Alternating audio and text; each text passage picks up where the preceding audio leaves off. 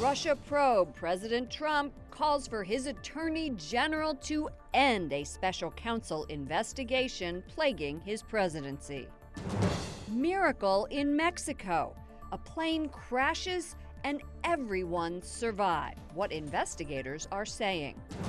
Back to work. Pope Francis holds his first ever public event post-vacation. We'll tell you what he said. And real lifesavers. Vatican Fire Department is put to work. On EWTN News Nightly for Wednesday, August 1st, 2018.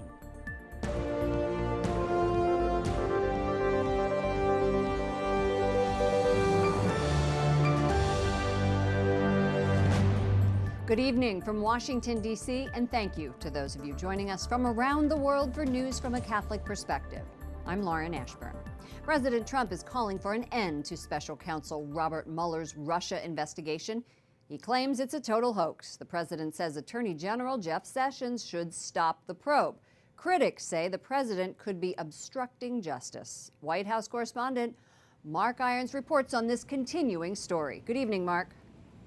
Good evening, Lauren. President Trump being very direct in a series of tweets today, blasting the Russia investigation as it looks for any possible ties between his campaign and Russia. The White House isn't backing away from the claim that the investigation has been biased against the president since the start, and the press secretary says the president isn't obstructing, he's fighting back. It's ridiculous that all of the corruption and dishonesty that's gone on with the launching of the witch hunt, the president has watched this process play out, but he also wants to see it come to an end, as he stated many times, and we look forward to that happening. White House Press Secretary Sarah Sanders says the president wasn't issuing an order, but sharing his opinion today when he referred to the Russia probe, tweeting, "This is a terrible situation, and Attorney General Jeff Sessions should stop this rigged witch hunt right now before it continues to stain our country any further." Bob Mueller is totally conflicted, and his 17 angry Democrats that are doing his dirty work are a disgrace to the USA. Mueller's investigation has brought Paul Manafort, a short-time Trump campaign manager, to trial. That doesn't sit well with the president. Certainly the president's been clear. He thinks Paul Manafort's been treated unfairly. Manafort's trial began yesterday, but the charges aren't related to Russian collusion. Instead, he's accused of multi-million-dollar conspiracy to evade U.S. tax and banking laws. In another tweet, the president says, looking back on history, who was treated worse? Alphonse Capone, legendary mob boss, killer, and public enemy number one, or Paul Manafort, political operative and Reagan Dole darling, now serving solitary confinement, although convicted of nothing? Where is the Russian collusion? Lauren, shifting gears, we have also been following the case of Andrew Brunson, an American pastor detained in Turkey on espionage charges. Sarah Sanders announced in today's White House briefing that the U.S. will impose sanctions on Turkish officials for unjustly treating Brunson. The press secretary says the White House sees no evidence that Pastor Brunson has done anything wrong. Lauren. And Mark, I also noticed the president hosted a large group of pastors at the White House. What was discussed? The main focus today was prison reform as the president met with a group of inner-city pastors. The White House is pushing for the passage of the First Step Act. It doesn't focus on sentencing reform, but rehabilitation. One goal is to connect inmates with workforce training programs as they re-enter society. Lauren. White House correspondent Mark Irons. Thank you, Mark, for the update. Federal judge has temporarily blocked the release of blueprints for making 3D printed plastic guns. The homemade weapons built using a 3D printer are untraceable and undetectable. An Austin-based company was set today to make the instructions available online. The judge's restraining order puts that plan on hold for now. President Trump says on Twitter producing the firearms, quote, doesn't seem to make much sense. The National Rifle Association also says it's against the idea. The State Department says both President Trump and Secretary Mike Pompeo are ready to meet Iran's leader, but it stopped short of saying the meeting would happen without preconditions, as the president suggested earlier this week. The president and the Secretary of State both said that we would be prepared to sit down. Would we like a change in Iranian behavior? Absolutely. And that's why you've heard the Secretary speak so forcefully about the types of changes in Iranian behavior that the United States government and many other countries around the world would like to see. Secretary Pompeo said yesterday Iranians would have to make several changes, including treating their own people better, and that's before the White House would agree to a meeting. Facebook removes more than 30 accounts, saying those accounts might be linked to efforts, possibly from Russia, to provide disinformation ahead of the midterms. The social media giant says the now deactivated accounts sought to pit Americans against one another, including one promoting a counter-demonstration to a, quote, Unite the Right event. A plane crashes in Mexico with 103 people on board, and they all survive. Officials say a strong burst of wind hit the jetliner on takeoff. Passengers evacuated minutes before the aircraft went up in flames. Around 49 people went to the hospital. Among those on board was a Catholic priest from Illinois. The Archdiocese of Chicago says in a statement that Father Ezekiel Sanchez, quote, sustained some injuries, but we are grateful to learn he is alert and resting. We pray for Father Sanchez and everyone affected by this plane crash. Vice President Mike Pence is in Hawaii to receive the remains of U.S. soldiers killed in the Korean War. There are 55 coffins overall. Only one dog tag has been provided by North Korea. The U.S. military plane made a rare trip to the communist country to retrieve them. The deal is part of the historic summit between President Trump and North Korea's Kim Jong-un. The United Nations says Costa Rica needs help. The small Central American country is overwhelmed with thousands of neighboring Nicaraguans crossing the border. They are fleeing a violent government crackdown in their own country. Correspondent Wyatt Goolsby has more from the State Department. Good evening, Wyatt.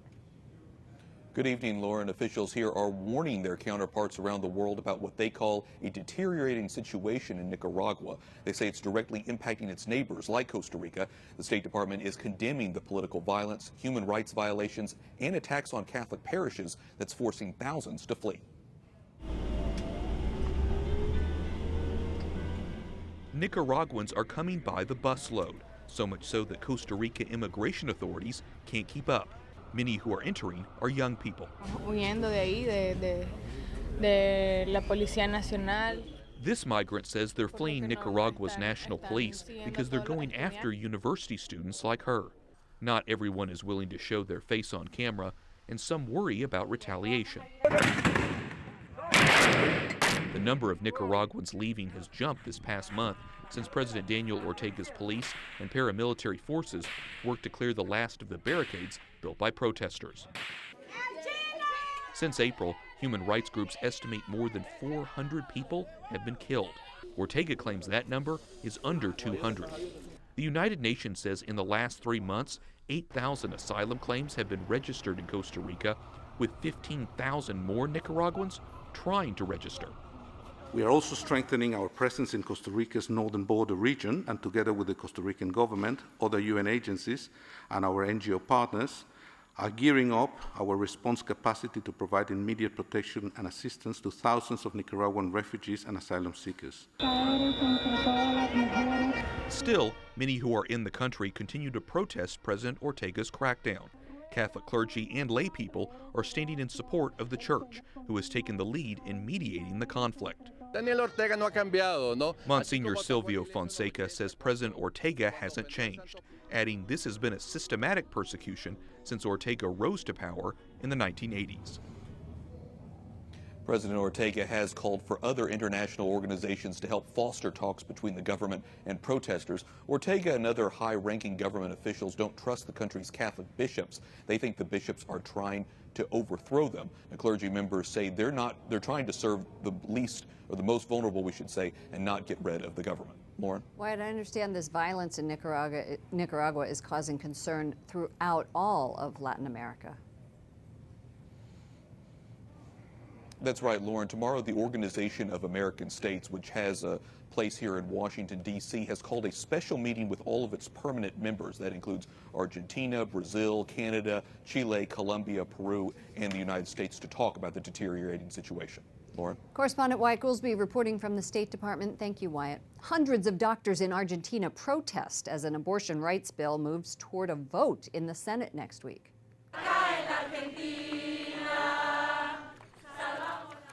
Doctors for Life claims about 1,000 members, a small fraction of the country's physicians, but its protests are feeding a nationwide debate in the profession. The bill has passed the lower house of Congress. President Mauricio Macri has said he'd sign the measure if it passes, despite opposing abortion. French President Emmanuel Macron survives 2 votes of no confidence. It comes in the wake of a political and public uproar triggered by a video of his chief bodyguard beating a protester. Macron's government easily won the largely symbolic votes in France's lower houses of parliament. A Vatican news agency reports the government in Rwanda has closed 8,000 churches and mosques in 7 months. Officials cite safety and hygiene concerns, but religious leaders say the government is using new laws to close places of worship. The country is 90% Christian. And Catholic leaders in India are slamming a proposal by the government to ban the sacrament of confession. It comes from the country's National Commission for Women and is part of a larger government report on clergy sexual abuse. One bishop says the ban is, quote, absurd and unconstitutional. Pope Francis is back at work and is blasting the idols of money, drugs, and vanity. Percepisco quell'automobile, quel smartphone, quel ruolo o altre cose come un mezzo per realizzarmi. During his first meeting with pilgrims after a month-long break, Francis said lust for cars, smartphones, and money distract people from God. He urged the faithful to recognize their idol and throw it out the window. Vatican correspondent Juliette Lindley joins us from Rome. Juliette, the Holy Father didn't mention the clergy sex abuse crisis engulfing Chile, the U.S., and other countries. Why not?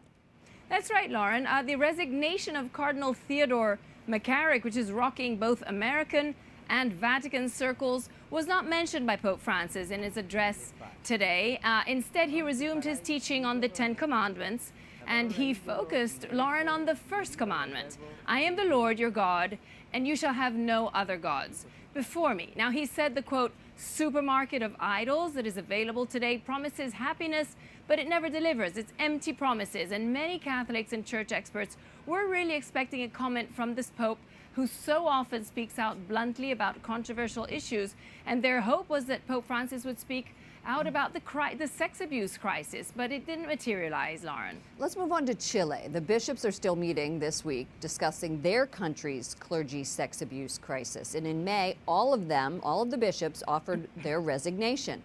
What is the result of their talks thus far?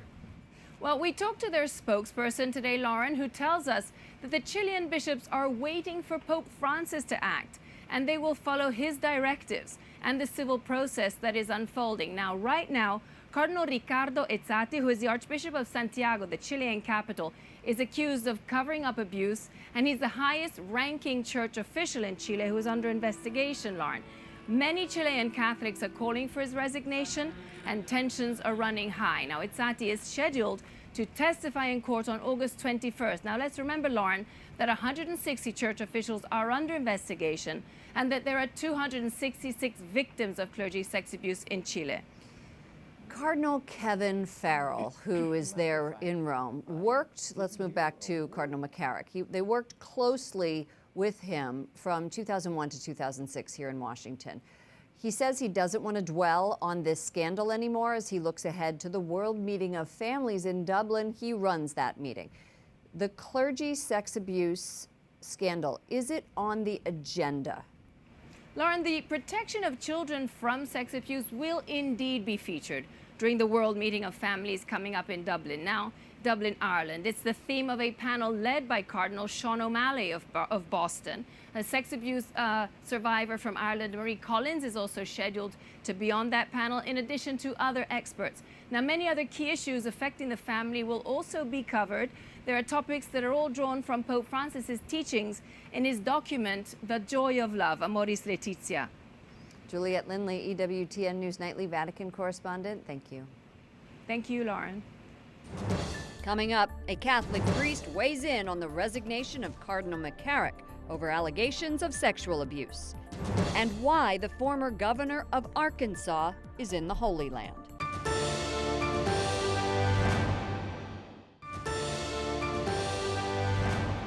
The president of the U.S. Bishops' Conference says recent sex abuse allegations reveal a, quote, grievous moral failure within the church. Cardinal Daniel DiNardo's comments come in the wake of the resignation of Archbishop Theodore McCarrick. DiNardo vows to pursue the many questions surrounding McCarrick's conduct. Joining me now is Monsignor Stephen Rosetti. Monsignor Rosetti is a licensed psychologist who ran St. Luke Institute, an education and treatment center for priests, deacons, and religious. Welcome to the program, Monsignor. Thanks, Lauren.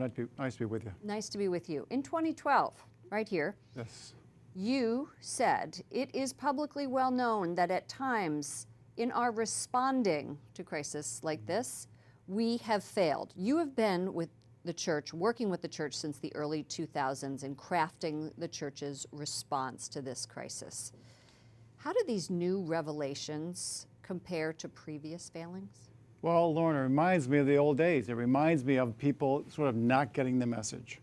Clearly someone dropped the ball, and I'm just glad Cardinal DiNardo put out this statement saying, look, the church needs to look into this.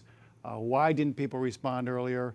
And then calling on bishops to respond with justice and compassion to victims. So I think that Cardinal DiNardo has really set the standard on moving forward on this. In 2002, then Cardinal McCarrick was involved. He was instrumental in developing this, which is the Promise to Protect, Pledge to Heal, also known as the Dallas Charter. It was supposed to protect minors, and those policies applied only to priests, deacons, and religious, but not to bishops. Was that, in hindsight, a mistake? Well, I think the bishops only can write a policy for their dealing with priests and their people. So the Holy See needs to take care of this. But I would say we do have a structure. If there's a problem with the bishop, you tell the nuncio. And the nuncio tells the Holy See. The nuncio is the ambassador from the Vatican to the U.S. And then the Congregation of Bishops needs to deal with this. And somewhere the ball was dropped. And I think that we have structures. I don't think it's a problem with structures. I think it's people's conversion.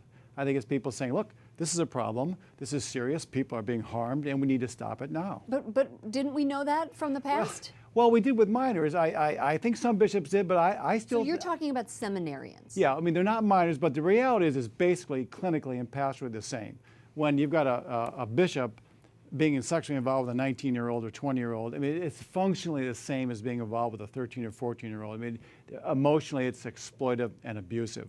And I think learning that it needs to happen. I think it needs to happen in the Holy See. I think I think Pope Francis gets it. He understands victims, but I'm not sure that the whole church hierarchy understands how damaging this can be. You have a lot of experience in dealing with victims of sexual abuse and dealing with priests. That's the whole mission of St. Luke. Right. So tell me, what are your recommendations moving forward? In 2012, you said that the church leaders are not understanding priest offenders, and they are not listening to victims. They're being manipulated by the offenders themselves. Right. Yeah. One of the things that we did in Dallas in 2002 was we had 4 victims tell their story face to face to all the bishops. I think it caused them to hear for the first time from many the pain of victims. Now I'm hoping that this case will open the bishops' eyes and ears and hearts to the pain of these seminarians. I want you to know, by the way, that priests are upset about this. You know, the seminarians and young priests saying, "Are you protecting us?" They're upset. Monsignor, I spoke to a priest friend earlier today, and he's a dear friend of mine, and he said that faith doesn't stop because of the actions of the devil. And I'm wondering what your thoughts are on how not only seminarians and priests recover from this news, but those of us who are in lay work. Well, I think we need to look at it from a wider perspective. This whole Me Too movement is really basically the same thing, that the church is part of a larger problem. And the problem is people with or lack power are being abused, not just in the U.S., but I was recently in several countries around the world where, for example, women especially, no voice, and they're being abused, and no one's listening to them. So I think we have to, it's a worldwide problem. You're equating the seminarian abuse with women abuse? Well, I think so. What we're really talking about is people abusing positions of power. Whether you're the head of a media company or whether you're a bishop in a diocese, you're abusing the power you have over the people under you. Thank you so much for your insights. This was very helpful. Different perspective than we've had here on News Nightly. Monsignor Stephen Rosetti, a licensed psychologist who ran the St. Luke Institute. Thank you for joining us. It's been 50 years since the church renewed the ministry of permanent deacons, and a recent study by CARA says the vocation is flourishing. Last year, there were more than 18,000 permanent deacons in the U.S., up from around 11,000 in 1995. For more on this story, including the roles permanent deacons serve, visit the National Catholic Register at ncregister.com. Up next, no religion on buses. The Archdiocese of Washington loses a case. Why it matters. And the Vatican firefighters come to the rescue on a hot day in Rome.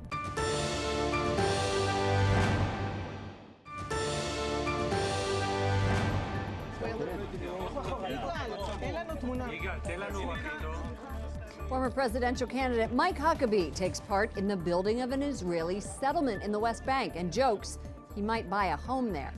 But the move angers officials from the Palestinian territory, saying this hurts the chances of peace in the region.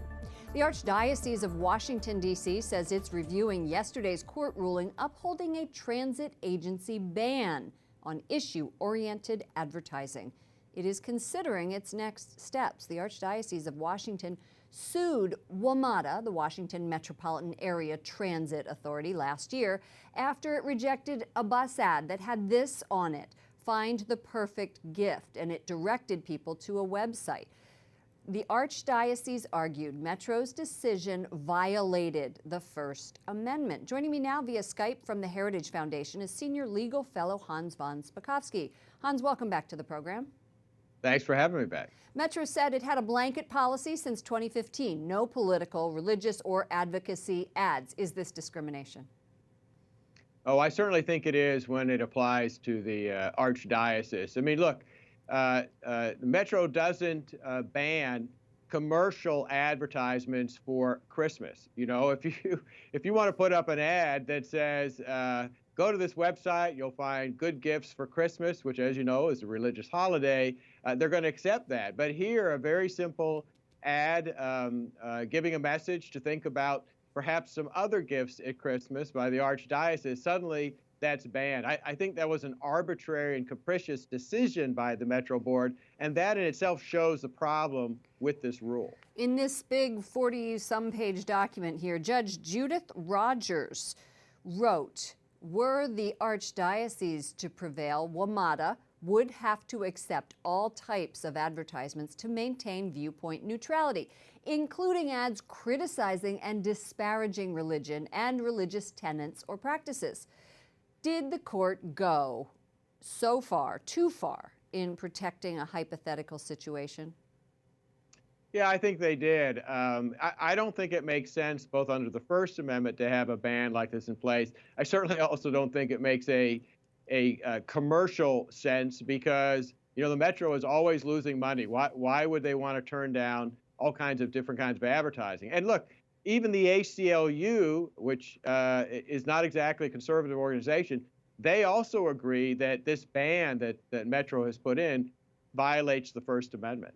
An interesting just an interesting aside here. Supreme Court nominee Judge Brett Kavanaugh recused himself from yesterday's decision. Right. He was part of the original 3-judge panel hearing the case, and during those oral arguments in March, he did appear to side with the church. One of the arguments the Archdiocese made was that a yoga ad with the slogan "muscle plus mantra" was allowed, even though yoga has links to Buddhism and Hinduism.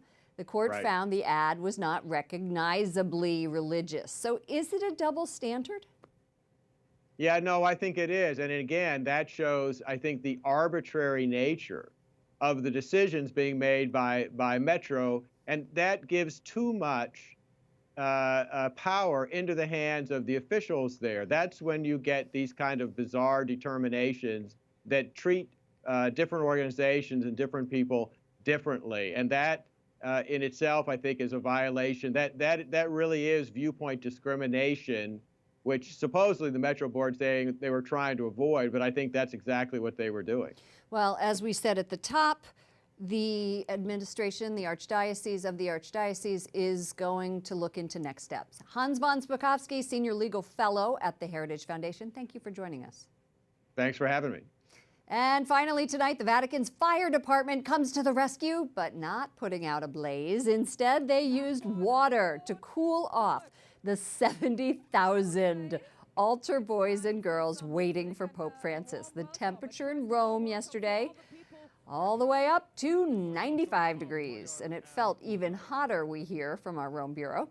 The group is in Rome for its annual pilgrimage, and this is further proof altar servers are some really cool kids. There we go. Thank you to Christian Sweezy for that turn of phrase. He's our news writer here. For all of us here at EWTN News Nightly, to all of you around the world, thank you for watching. I'm Lauren Ashburn. Let's keep in touch online. Follow me at Lauren Ashburn on Twitter and Lauren Ashburn EWTN on Facebook. Good night and God bless.